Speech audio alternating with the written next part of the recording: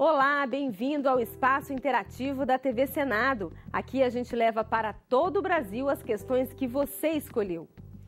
No Alô Senado de hoje, a gente conversa sobre os incentivos aos agricultores e pecuaristas no estado do Tocantins e o alto custo dos equipamentos eletrônicos no Brasil. No Passeata Eletrônica, a senadora Ana Amélia fala sobre as várias formas de comunicação entre os parlamentares e a população. E o quadro Jovem Senador discute as condições de vida nos estados que compõem a Amazônia. O Alô Senado está no ar.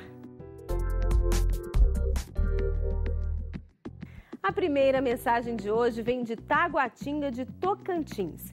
Quem escreveu para a gente foi a Vaneide da Silva, que mora na zona rural desse município. A Vaneide conta que Taguatinga de Tocantins está em franco processo de desenvolvimento, tanto na agricultura quanto na pecuária. Ela quer saber quais são os incentivos que essa região está recebendo em recursos financeiros, infraestrutura e capacitação dos trabalhadores. A resposta fica por conta do senador Donizete Nogueira. Vaneide, vários aspectos ou vários acontecimentos têm contribuído para esse processo de desenvolvimento do nosso estado, em especial dessa região. Melhorou a logística, com a chegada da ferrovia Norte-Sul. O governo federal tem mantido as estradas federais em bom estado, mas, sobretudo, o que tem contribuído para a nossa região, do ponto de vista da agricultura e da pecuária, foi o crescimento dos recursos de crédito. Os créditos para a agricultura ou para a agropecuária no Brasil cresceram muito, seja para os grandes produtores ou para a agricultura familiar. Se fosse, só para citar um exemplo, a agricultura familiar, 10 anos, 12 anos atrás, ela tinha cerca de 2 bilhões de recursos disponíveis.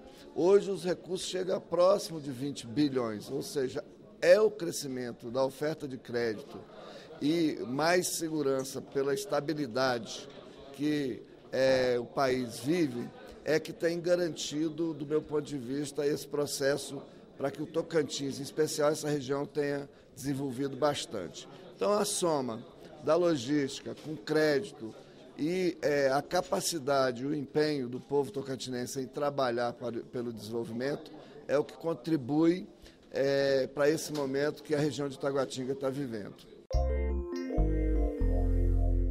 Eu queria saber por que os eletrônicos são tão caros no Brasil. É realmente muito difícil comprar eletrônicos, em celular, games, jogos no Brasil.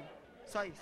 Daniel, a razão pela qual esses produtos aqui no Brasil são tão caros, muitas vezes mais caros do que lá fora, é a mesma razão pela qual um Big Mac na rede McDonald's no Brasil custa mais caro que um Big Mac na rede McDonald's nos Estados Unidos. Só para dar um exemplo, estou fazendo propaganda McDonald's.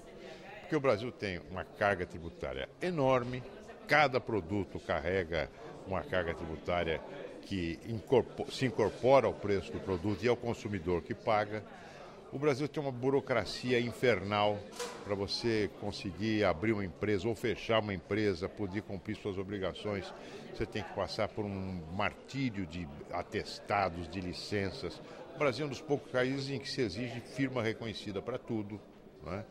O Brasil tem problemas graves de infraestrutura, de transporte, de estradas, de portos, de hidrovias. A eletricidade brasileira, o preço da energia elétrica, depois que a presidente Dilma disse que ia reduzir, aumentou barbaridade, 50% esse ano. Então é isso. No Brasil, a gasolina, o preço da gasolina está caindo lá fora, mas ela é alta aqui dentro, mais alta do que lá fora, exatamente no momento em que o preço do petróleo cai. Por quê? Porque fizeram loucuras na Petrobras e a Petrobras agora precisa cobrar a gasolina mais cara do mundo. Por essas razões, basicamente por maus governos, por leis erradas, por más políticas, basicamente por isso. Quais são os canais de comunicação usados pela senadora Ana Amélia para manter contato com o público? E qual é a importância das redes sociais na hora de promover um diálogo mais estreito entre os cidadãos e os parlamentares? É isso que você vê agora aqui no Passeata Eletrônica. Bom, primeiro, um deles é a TV Senado. As redes todo o sistema de comunicação do Senado Federal, mas eu tenho todas as minhas redes sociais, Facebook, Twitter, WhatsApp, nos grupos menores E isso tem funcionado muito. Nós estamos também, ontem eu comentava com alguns senadores de Santa Catarina, por exemplo, e de outros estados, estados da região norte ou nordeste, em que a audiência da TV Senado e da Rádio Senado é muito grande. Então eu fico surpresa porque pessoas de outros estados vêm falar comigo e eu pergunto, mas você é do Rio Grande do Sul? Não, eu sou do Ceará, mas eu lhe acompanho na TV Senado, ou eu lhe acompanho no Facebook ou na rede social, mas a TV Senado é sempre uma referência, então isso permite. Quando as pessoas me mandam uma mensagem, eu telefono para o gabinete depois que assistiram um pronunciamento meu, então a gente retorna a pessoa, informando a pessoa, agradecendo a pessoa,